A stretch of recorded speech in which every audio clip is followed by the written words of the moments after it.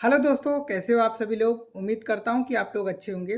दोस्तों, आज मैं आप लोगों को इस वीडियो में डीएचएस से रिलेटेड सारी जानकारी दूंगा। बहुत से मुझे कमेंट्स आते हैं, क्वेश्चन आते हैं व्हाट्सएप पर या फिर फेसबुक पर। जबकि मैं इस पे बहुत सी वीडियो पहले भी बना चुका हूं दोस्तों, फिर भी बार बार कमेंट्स आते हैं। तो इस वीडियो में मैं आज आप लोगों को फुल इन्फॉर्मेशन दूंगा। तो वीडियो को पूरा एंड तक देखिएगा ज़रूर, क्योंकि आप लोग वीडियो देखते नहीं हो और डायरेक्ट क्वेश्चन पूछते हो, इसलिए मैं रिप्लाई भी नहीं दे पाता हूँ। क्योंकि जो क्वेश्चन आप पूछते हो उन सभी टॉपिक पे दोस्तों मैं वीडियो बनाया हूँ। फिर से मैं इस वीडियो में आप लोगों को पूरा प्रोसेस बता देता हूँ, ठीक है। दुबई में दोस्तों जॉब करने के लिए, फार्मेसी फील्ड में अगर आप जॉब करना चाहते हैं तो आपको सबसे पहले जो है डीएचए का लाइसेंस लेना पड़ता है। डीएचए, एमओएच या फिर हाद, यहाँ तीन तरह के लाइसेंस चलते हैं। इन तीनों में से कोई भी एक लाइसेंस अगर आपके पास होगा तभी आप लोग यहाँ पर जॉब कर पाएंगे, ठीक है। अब लाइसेंस लेने के लिए हमारे पास एलिजिबिलिटी क्या होनी चाहिए, इसके बारे में मैं आप लोगों को बता दूं। सबसे पहले दोस्तों, आपका अपनी कंट्री में जो है 2 साल का एक्सपीरियंस होना चाहिए। और ये जो 2 साल का एक्सपीरियंस है, आपका जो फाइनल ईयर का मार्कशीट है उस डेट से काउंट होता है, ठीक है। तो ये चीज़ ध्यान रखिएगा, इस पे बहुत से कमेंट्स आते हैं दोस्तों। तो उस डेट से आपका 2 साल का एक्सपीरियंस होना चाहिए। अगर आप फार्मेसी पढ़ाई करते समय आप कहीं से एक्सपीरियंस लिए हो तो वो एक्सपीरियंस काउंट नहीं होता है, ठीक है। तो 2 साल का एक्सपीरियंस ज़रूरी है। और आपका फार्मेसी काउंसिल में रजिस्ट्रेशन होना ज़रूरी है। जो एक एक चीज़ और दोस्तों, जो आप लोग एक्सपीरियंस लेंगे वो रिटेल फार्मेसी या फिर हॉस्पिटल फार्मेसी का होना चाहिए। अगर आपके पास एमआर का एक्सपीरियंस या मैन्युफैक्चरिंग का एक्सपीरियंस है तो वो काउंट नहीं होता है, ठीक है। तो ये आपका रिटेल या हॉस्पिटल फार्मेसी से एक्सपीरियंस होना चाहिए। और फार्मेसी काउंसिल में रजिस्ट्रेशन भी जरूरी है, ठीक है। ये तो दोस्तों आपकी एलिजिबिलिटी हो गई। और इसके लिए एलिजिबल कौन कौन होते हैं। मिनिमम क्वालिफिकेशन दोस्तों डिप्लोमा इन फार्मेसी है। इसके बाद आपका bachelor of pharmacy, master of pharmacy और फिर फॉर्म डी, तीनों सभी लोग एलिजिबल होते हैं एग्ज़ाम देने के लिए। जो डिप्लोमा वाले होते हैं, डिप्लोमा इन फार्मेसी वाले, उनको जो है फार्मेसी टेक्नीशियन का लाइसेंस मिलता है। बाकी जो बैचलर्स हैं या फिर एम फॉर्म है, उनको जो है फार्मासिस्ट का मिलता है। और क्लिनिकल फार्मासिस्ट का भी मिलता है दोस्तों, ठीक है। इसके बाद दोस्तों क्या प्रोसेस होता है कि आपका एलिजिबिलिटी आपको पता लग गया। इसके बाद क्या होता है दोस्तों कि आप लोगों का जो है एग्ज़ाम, जो डीएचए का एग्ज़ाम है वो कहाँ पे होता है, इसके बारे में भी बहुत लोग पूछते हैं। तो डीएचए का एग्ज़ाम दोस्तों आप अपनी ही कंट्री में दे सकते हैं। मतलब अगर आप इंडिया के हैं तो इंडिया में ही इसका सेंटर है। बहुत से स्टेट में इसका सेंटर है, बहुत ज़्यादा नहीं है, कुछ मेजर मेजर सिटी में है इसके सेंटर। तो वो आप एक बार गूगल पे प्रो मैट्रिक सेंटर डाल के सर्च करिएगा, जो भी आपका नियरेस्ट सेंटर होगा वो दिख जाएगा उसमें, ठीक है। तो आप अपनी कंट्री में दे सकते हैं। इसका एग्ज़ाम जो होता है दोस्तों, सीबीटी एग्ज़ाम होता है, कंप्यूटर बेस्ड एग्ज़ाम होता है। 3 घंटे का पेपर होता है। इसमें 150 क्वेश्चन आते हैं। 150 में से आप लोगों को 55 डिप्लोमा वालों के लिए और 60% बी फॉर्म वालों के लिए लाना होता है। इसमें कोई भी माइनस मार्किंग नहीं होती है। और आप सेंटर पे इसका जा करके एग्ज़ाम देना होता है आपको। और इसका जो एग्ज़ाम बुकिंग होता है वो डीएचए के पोर्टल पे जा करके एग्ज़ाम आपको बुक करना होता है। पहले सेल्फ असेसमेंट करना होता है, बाकी जो है उसके आगे का फुल प्रोसेस है वो काफ़ी लॉन्ग प्रोसेस है। तो उस तरीके से आप जो है अपना डीएचए का एग्ज़ाम बुक कर सकते हैं, स्लॉट ले सकते हैं और उस डेट में जा कर के एग्ज़ाम दे सकते हैं। आपके पास पासपोर्ट होना ज़रूरी है दोस्तों। अगर आप लोगों के पास पासपोर्ट नहीं है तो आप लोग एग्ज़ाम नहीं दे सकते हैं। इसलिए सबसे पहले अपना पासपोर्ट ज़रूर बनवाइए, ठीक है। डीएचए एग्ज़ाम की जो फ़ीस होती है वो $240 में होती है। करीबन आपको 24,000 के आसपास में पड़ जाएगा। इसका इंडियन करेंसी में 23 या 24,000 के आसपास पड़ता है, ठीक है। तो ये था दोस्तों डीएचए एग्ज़ाम से रिलेटेड सारी जानकारी। अब इसके बाद दोस्तों, जब आपका डीएचए एग्ज़ाम हो जाता है तब आप लोगों का डाटा फ्लो होता है। डाटा फ्लो में आपके जितने भी डॉक्यूमेंट हैं उन सभी का वेरिफिकेशन होता है।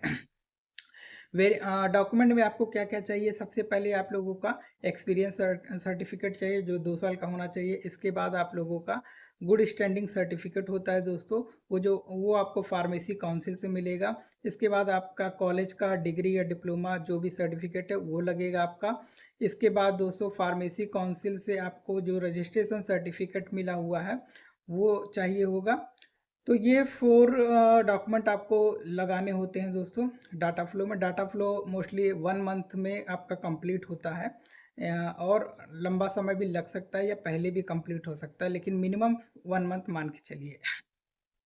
जब आपका डाटा फ्लो कंप्लीट हो जाता है तो फिर आपका जो है एलिजिबिलिटी लेटर के लिए अप्लाई करते हैं। उसमें 1 हफ्ते के अंदर आपका जो है एलिजिबिलिटी लेटर भी आ जाता है। अगर आपका सब कुछ सही रहा, पॉजिटिव रिपोर्ट रहा डाटा फ्लो का, तब आपका जो है एलिजिबिलिटी लेटर आता है।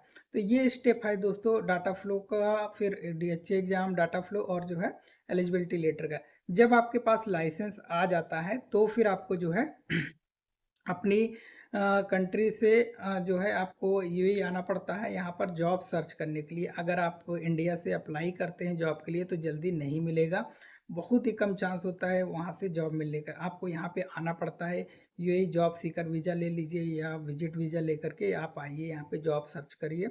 जॉब जब आप सर्च करेंगे तब आपको यहाँ पे जॉब मिलेगी। इसके लिए आपका यहाँ का लोकल नंबर होना चाहिए होगा, तभी आपको जो है किसी भी मतलब कि जहाँ भी अप्लाई करेंगे वहाँ का एम्प्लॉयर आपको रिप्लाई देगा। अगर लोकल नंबर नहीं है तो जल्दी रिप्लाई नहीं आता है, तो आपको यहाँ आना पड़ेगा विजिट पर और आपको जॉब सर्च करना पड़ेगा। जॉब मिलने के बाद ही फिर आपका यहाँ पर परमानेंट वीज़ा लगता है, और वीज़ा लगने के बाद फिर आपका जो है मेडिकल वगैरह होता है। ये सब होने के बाद फिर आपको यहाँ पे जॉब मिलती है। ठीक है, ये है दोस्तों यहाँ पे जॉब पाने का प्रोसेस। और यहाँ पे जो एवरेज सैलरी मिलती है वो लगभग डिप्लोमा वालों को जो है 2500 से लेके 3000 दिरहम के बीच में मिलती है, और बी फार्मा वालों को जो है लगभग 3000 से लेके 4000 के बीच में स्टार्टिंग में सैलरी मिलती है। जब आपका यहाँ पे एक्सपीरियंस हो जाएगा तो इसके बाद आप लोगों को जो है आपकी जो सैलरी है वो इंक्रीज हो जाती है। ठीक है, ये है दोस्तों यहाँ का फुल प्रोसेस कि हमें यहाँ पे कैसे जॉब मिलता है। ठीक है, और यहाँ पे जो है आपको फूड और एकोमोडेशन प्रोवाइड नहीं किया जाता है। बहुत ही कम कंपनियां हैं जो आप लोगों को एकोमोडेशन देती हैं, बाकी फूड मैक्सिमम देखा जाए तो कोई भी कंपनी नहीं देती है। कहीं कहीं मिल सकता है दोस्तों, लेकिन मैक्सिमम जो है वो नहीं मिलता है। ठीक है, तो आप लोगों का जो यहाँ पे रहने और खाने का खर्च आता है 1 महीने का, वो लगभग आपका जो है 800 या 1000 दिरहम के आसपास में आपका खाना रहना और जो भी आपके छोटे मोटे एक्सपेंस हैं वो सारे कवर हो जाते हैं आपका 1000 दिरहम में। बाकी जो आपके पैसे हैं वो आप सेव करके अपना कंट्री में भेज सकते हैं। ठीक है, तो ये आपका रहने खाने सारा कुछ खर्चा हो जाता है। इसके अलावा दोस्तों आप लोगों को यहाँ पर ओवर टाइम भी मिल सकता है। अगर आपके फार्मेसी में स्टाफ कम है तो आपका ओवर टाइम भी बनता है, ओवर टाइम का भी पैसा मिलता है। बाद में आपको कुछ प्रोडक्ट पे इंसेंटिव वगैरह भी मिल सकता है। तो वो डिपेंड करता है दोस्तों कि उस इंसेंटिव है या नहीं है। वो मतलब एक ऊपरी इनकम ये होती है, इंसेंटिव भी मिल सकता है, ओवर टाइम भी मिल सकता है, इसके अलावा आपका ये सब मिलता है। ठीक है, और जो आपके ड्यूटी आवर्स हैं यहाँ पे आपका 9 आवर या फिर 8 8 घंटा या 9 घंटा, कहीं कहीं 9 घंटा भी होता है और 8 घंटे की भी ड्यूटी होती है। ठीक है, और हफ्ते में आपको 1 वीक ऑफ मिलेगा दोस्तों, और एनुअल लीव मिलता है आप लोगों को 1 मंथ का। जब आपका 1 साल कंप्लीट हो जाता है तो 1 महीने का आपको जो है पेड लीव मिलता है। उसमें आप अपने घर जा सकते हैं, कंट्री जा सकते हैं, और जा कर के 1 महीने के बाद आप आ सकते हैं। उसके आपको फुल पेमेंट और सैलरी आपको मिल जाता है। साथ में एयर टिकट भी मिलता है आपको, एक 1 साइड का। अगर 2 साल में जा रहे हैं तो आने जाने दोनों साइड का मिलता है। अगर 1 साल में जा रहे हैं तो 1 साइड का आपको एयर टिकट भी मिलता है। ठीक है, ये थी दोस्तों एक फुल प्रोसेस। और अगर आप लोगों को दोस्तों डीएचए का जो है आपको प्रिपरेशन करना है, तैयारी करना है, तो आप लोग मुझसे कांटेक्ट कर सकते हैं। मैं आप लोगों को जो है डीएचए का प्रिपरेशन जो है उसके लिए नोट्स वगैरह प्रोवाइड कराता हूँ। तो जिनको भी चाहिए होगा वो लोग मुझसे परचेज कर सकते हैं। ठीक है दोस्तों, तो ये थी ओवरऑल पूरी जानकारी आप लोगों के लिए डीएचए से रिलेटेड। अगर अभी भी आपका कोई भी क्वेश्चन बनता है ठीक है, अगर आपका जो जितने भी आंसर मैंने बताए हैं इससे अलग कोई क्वेश्चन है तो मैं उस पे रिप्लाई करूँगा। अदरवाइज़ अगर आप सेम वही क्वेश्चन पूछेंगे दोस्तों तो उस पे रिप्लाई नहीं आएगा, ठीक है। तो ये थी दोस्तों पूरी जानकारी। अगर कोई भी आपका है और भी इसके अलावा जानकारी तो आप लोग मुझे कमेंट्स करके पूछ सकते हैं, ठीक है। तो मिलते हैं दोस्तों अपने नेक्स्ट वीडियो में, तब तक के लिए बाय दोस्तों, थैंक यू।